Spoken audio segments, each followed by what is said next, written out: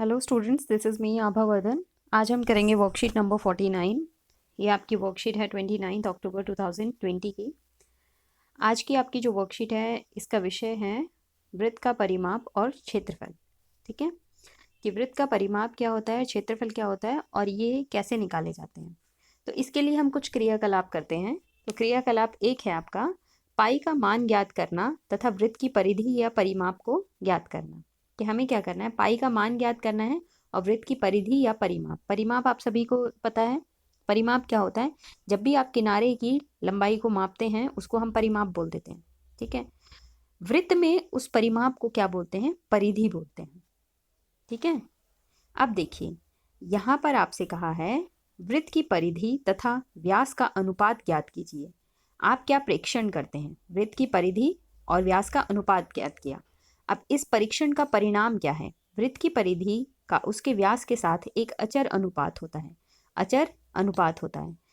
इस अनुपात को एक यूनानी अक्षर पाई, जिसे पाई पढ़ा जाता है, से व्यक्त किया जाता है।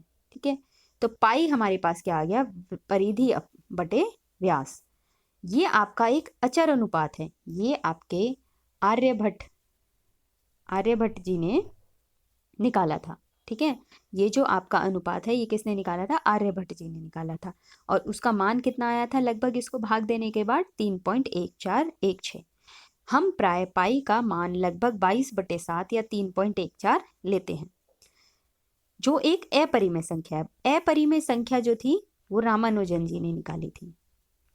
ठीक है, कि आर्यभट्ट जी की इस चीज को इस्तेमाल करते हुए उन्होंने आगे और एक्सपेरिमेंट किया, तो उन्होंने क्या निकाला निष्कर्ष, कि ये एक अपरिमेय संख्या भी है। यहाँ परिधि पाई गुना व्यास। परिधि क्या है, पाई गुना व्यास, मतलब पाई गुना, यहाँ देखिए व्यास 2r आएगा, खाली 2 लिख रखा है, 2r आएगा। ठीक है, तो पाई तो ये कितना आ गया हमारे पास, 2πr। तो हम c से इसको दर्शाते हैं। ठीक है, जहां r वृत्त की त्रिज्या है तो वृत्त का परिमाप या वृत्त की परिधि कितनी निकल गई हमारे पास, 2πr। ठीक है, अब देखिए अगले क्रियाकलाप में आपको कहा है वृत्त के क्षेत्रफल का मान ज्ञात करना। अभी आपने क्या करा है, वृत्त की परिधि। अब क्या करना है आपको, वृत्त के क्षेत्रफल का मान ज्ञात करना है। तो r त्रिज्या का एक वृत्त लीजिए। r त्रिज्या का एक वृत्त लीजिए। इस वृत्त को अनेक त्रिज्य खंडों में काट लीजिए। त्रिज्य खंड क्या होते हैं, जिसमें 2 आपकी त्रिज्याएं होती हैं और 1 आपकी चाप होती है। ठीक है, तो उसको हम क्या बोलते हैं, त्रिज्य खंड। तो इस तरीके से हमने इसे 16 त्रिज्य खंड में काट लिया। ठीक है, अब हमने इन त्रिज्य खंड को इस तरीके से लगा दिया। ठीक है, अब हम देखते हैं ये हमारे पास एक आयत का चित्र बन जाता है। ठीक है, अब आयत का चित्र बन गया, तो आयत का तो हमें क्षेत्रफल पता है। आयत का क्षेत्रफल हमारे पास क्या होता है, लंबाई गुना चौड़ाई। अब इसके लिए हमें क्या चाहिए, इसकी लंबाई चाहिए और इसकी चौड़ाई चाहिए।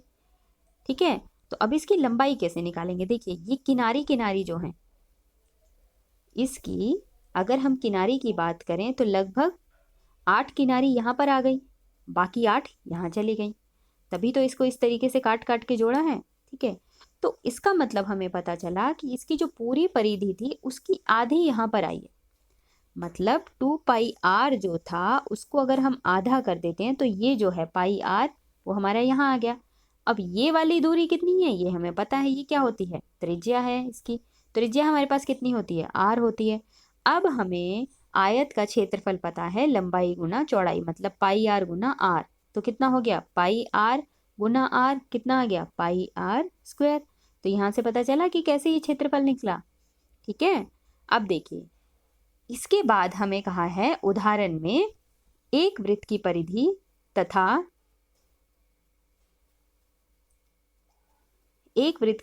तथा क्षेत्रफल संख्यात्मक रूप से समान हो तो वृत्त का व्यास ज्ञात कीजिए।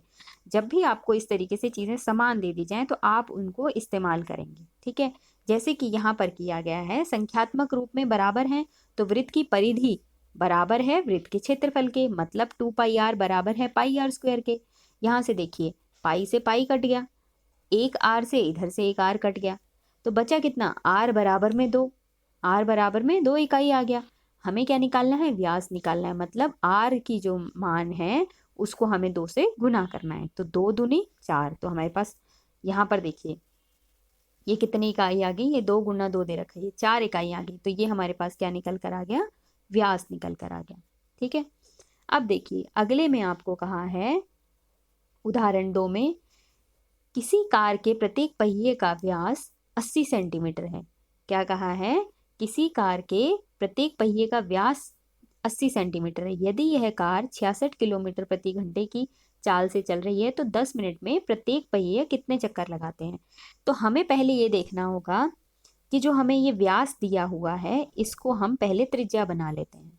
ठीक है, व्यास को हमने त्रिज्या बना लिया, हमने इसे 2 से भाग दे दिया, 40 सेंटीमीटर आ गया। अब हम इसे किस में बदल लें, मीटर में। ठीक है, मीटर में क्यों बदला है, क्योंकि यहाँ पर हमें देखिए किलोमीटर प्रति घंटा दे रखा है, तो जो हमारे पास चाल होती है उसको हम ज्यादातर किस में रखते हैं, मीटर पर सेकंड में, मीटर प्रति सेकंड में। अब देखिए यहाँ से हमें ये चीज पता चल गई। अब हम अगर चक्करों की संख्या निकालेंगे तो चक्करों की संख्या निकालने के लिए हमें क्या करना है कि 10 मिनट में जो पूरी दूरी तय की है, अगर उसको हम एक पहिया कितनी दूरी तय कर रहा है उससे भाग दे देते हैं तो हमारे पास क्या आ जाएंगी, पहियों की संख्या आ जाएगी, चक्करों की संख्या आ जाएगी। ठीक है, देखिए कैसे आ जाएगी कि मान लो एक पहिया है, वो एक पहिया ऐसे घूमा, ठीक है, कि वो पूरा घूमा तब उसने इतनी दूरी तय करी, फिर वो दोबारा घूमा इतनी दूरी तय करी, फिर दोबारा घूमा इतनी दूरी तय करी। इस तरीके से ऐसे करते करते उसने पूरी दूरी तय कर ली। तो अब अगर हम इस पूरी दूरी को इस एक से भाग कर देंगे तो हमारे पास हर वो संख्या आ जाएगी कि वो कितनी बार घूमा है। ठीक है, तो इसके लिए हमें क्या चाहिए, 10 मिनट में पहिए द्वारा तय की गई दूरी। तो उसको हम कैसे निकाल लेंगे, चाल गुना समय। अब चाल उसकी कितनी है, 66 किलोमीटर प्रति घंटा। हम किलोमीटर प्रति घंटा ना यूज कर इस्तेमाल करके हम क्या करते हैं, मीटर प्रति सेकंड। तो उसके लिए हम किससे गुना करेंगे, 5/18 से। जब भी आपको किलोमीटर प्रति घंटा को मीटर प्रति घंटा में बदलना हो तब आप 5/18 से करेंगे, और जब कभी आपको मीटर प्रति सेकंड को किलोमीटर प्रति घंटे में बदलना हो तो आप 18/5 से गुना करेंगे। ठीक है, ये चीज ध्यान रखें। तो यहां से हमारे पास चाल कितनी आ गई, 55/3 मीटर प्रति सेकंड। गुना समय, समय कितना दे रखा है हमें, 10 मिनट। अब 10 मिनट जो है इनको जब यहाँ सेकंड हम इस्तेमाल करते हैं तो इस मिनट को भी किस में बदल लेंगे, सेकंड में। तो सेकंड में बदलने के लिए किससे गुना कर देंगे, 60 से। तो हमारे पास समय कितना आ गया, 10 गुना 60। और ये चाल आ गई हमारे पास 55 बटे, यहाँ से ये 55/3। अब देखिए पहिए के द्वारा एक चक्कर में तय की गई दूरी। अब पहिया कितनी दूरी तय कर रहा है तो उसके लिए हम क्या निकालेंगे, उसका परिधि निकालेंगे। तो परिधि के लिए 2πr हो गया। तो हम इसको इस्तेमाल करके हमने ये परिधि कैसे निकाल ली, 176/70। तो यहाँ से 176/70 हो गया। इन सबको भाग देने के बाद हमारे पास क्या आ गया, 4375। तो ये चक्करों की संख्या आ गई। ठीक है, देखिए ये आप गुना घटा भाग कर ही लेंगे, लेकिन आपको ये चीज पता होनी चाहिए कि हमने निकालना कैसे है। ठीक है, आपको ये चीज ज्यादा पता होनी चाहिए अच्छे से, फिर तो उसके बाद आप कर ही लेंगे अगर आपको फॉर्मूले याद होंगे। अब देखिए, अब आपको कहा है अब इनका उत्तर दीजिए। अब आपको कुछ सवाल दिए हैं जिन्हें आपको हल करना है, तो आइए हम इन्हें हल करते हैं। देखिए यहाँ पर हमें कहा है यदि एक अर्धवृत्त आकार चांदे का व्यास 14 सेंटीमीटर है तो इसकी परिधि ज्ञात कीजिए। अब आपको पता ही है चांदा क्या होता है, अर्धवृत्त आकार का, जो आप लोग डी इस्तेमाल करते हैं वो होता है। ठीक है, अब देखिए ये आपको कहा है कि इसका जो व्यास है वो कितना दे रखा है, 14 सेंटीमीटर दे रखा है। आपको क्या करना है, इसकी परिधि ज्ञात करनी है। परिधि ज्ञात करने का मतलब क्या है कि आपको ये और ये पूरा मापना है। अब हमें पता है कि हमारे पास एक पूरा वृत्त है, उसका ये आधा वृत्त है, मतलब हमें ये किनारी चाहिए। पूरी कितनी होती है, 2πr, तो इतनी आधी कितनी हो गई हमारे पास, πr। उसके बाद हम इस व्यास को इसमें जोड़ देंगे, ये व्यास भी इसमें जोड़ना है क्योंकि हमें परिधि ये पूरी निकालनी है। ठीक है, तो देखिए अब हमें पता चल गया, तो हमारे पास क्या होगा, πr प्लस d, मतलब πr एक तो आधी अर्ध परिधि इसकी, दूसरा इसमें व्यास जुड़ेगा, तो हम इसकी परिधि निकाल सकते हैं। तो देखिए हम निकालते हैं इसको। अब देखिए हमें क्या दे रखा है, हमें व्यास दे रखा है, डी हमें दे रखा है 14 सेंटीमीटर। तो हमारे पास आर कितनी हो जाएगी, 14/2, 2×7=14। तो ये कितना आ गया, 7 सेंटीमीटर हमारे पास क्या आ गई, आर आ गई। अब हमें क्या निकालना है, πr जमा डी। तो πr के लिए क्या हो गया, 22/7 गुना 7 जमा डी कितना है, 14। 7 से 7 कट गया, 22 और 14 कितने हो गए 36, तो इसकी परिधि कितनी आ गई 36 सेंटीमीटर। समझ आया, इसकी परिधि कितनी आ गई हमारे पास 36 सेंटीमीटर। क्यों आ गई ये भी क्लियर हुआ सबको। अब देखिए अगले सवाल में आपको कहा है एक पहिए का क्षेत्रफल 6.16 वर्ग मीटर है। एक पहिया है उसका क्षेत्रफल कितना है 6.16 वर्ग मीटर। पहिए का 572 मीटर की दूरी तय करने के लिए कुल कितने चक्कर लगाने पड़ेंगे। कुल चक्कर वाली बात आ गई। तो कुल चक्कर लगाने के लिए हमें कैसे निकालना होता है कि कुल दूरी उसने कितनी तय करी है। ठीक है, कुल दूरी कितनी तय की है। फिर एक पहिए द्वारा कितना चक्कर लगाया जा रहा है।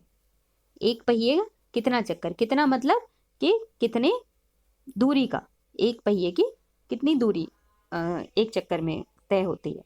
तो उसके लिए हमें फिर कुल दूरी तो हमें चाहिए ही। यहाँ पर 572 दिया हुआ है। अब एक पहिए का चक्कर हमें नहीं दिया हुआ, हमें क्या दे रखा है एक पहिए का क्षेत्रफल दे रखा है। चक्कर क्या होता है परिधि होती। तो हम क्या करेंगे क्षेत्रफल को इस्तेमाल करके हम त्रिज्या निकाल लेंगे। ठीक है, फिर उस त्रिज्या को यहाँ पर हम परिधि निकालने के लिए इस्तेमाल करेंगे। तो हमें क्या दे रखा है यहाँ पर देखिए, हमें दे रखा है 6.16। हमें दे रखा है 6.16। 6.16 क्या है pi R square is equal to 6.16। अब हमें क्या चाहिए आर स्क्वायर हमने यहाँ रख लिया 6.16। ये 22/7 था तो यहाँ उल्टा हो जाएगा 7/22। इसका ये दशमलव यहाँ से हटाएंगे तो 100 आ गया। इसको गुना करने के बाद हमें यहाँ मिलता है 4312/2200। अब इसको हम इससे भाग करते हैं तो हमारे पास आता है आर स्क्वायर आ जाता है 1.96। आर निकालने के लिए क्या हो जाएगा 1.96 पे अंडर रूट हो जाएगा। तो ये हमारे पास कितना आ गया 1.4 मीटर। ठीक है, अब हमें क्या निकालनी थी परिधि निकालनी थी, मतलब हमें निकालना था 2πr। तो 2 गुना 22/7 गुना आर कितना है 1.4, दशमलव हटा के 10 कर दिया 7 दूनी 14। अब ये कितना आ गया 88/10। 88/10 को हम क्या लिख सकते हैं 8.8 मीटर। तो हमारे पास परिधि कितनी आ गई 8.8। अब हमें क्या निकालना है चक्करों की संख्या। ठीक है, चक्करों की संख्या के लिए कुल दूरी कितनी है 572। एक पहिया कितना लगा रहा है 8.8। जब हम इसको भाग देंगे इससे तो कितना आ गया 65। तो चक्करों की संख्या कितनी आ गई हमारे पास 65 आ गई। ठीक है, अब देखिए अगला सवाल है हमारे पास एक वृत्ताकार खेत पर 24 रुपये प्रति मीटर की दर से बाड़ लगाने का व्यय कितना है 5280। कि एक वृत्ताकार खेत है जिसपे 24 रुपये प्रति मीटर की दर से बाड़ कितने में लग रही है 5280 में। इस खेत की 50 पैसे प्रति वर्ग मीटर की दर से जुताई कराई जानी है। ठीक है, खेत की जुताई कराने का व्यय ज्ञात करना है आपको, और आपको पाई कितना लेना है 22/7 लेना है। आपसे क्या कहा है देखिए कि एक खेत है जो वृत्ताकार में है।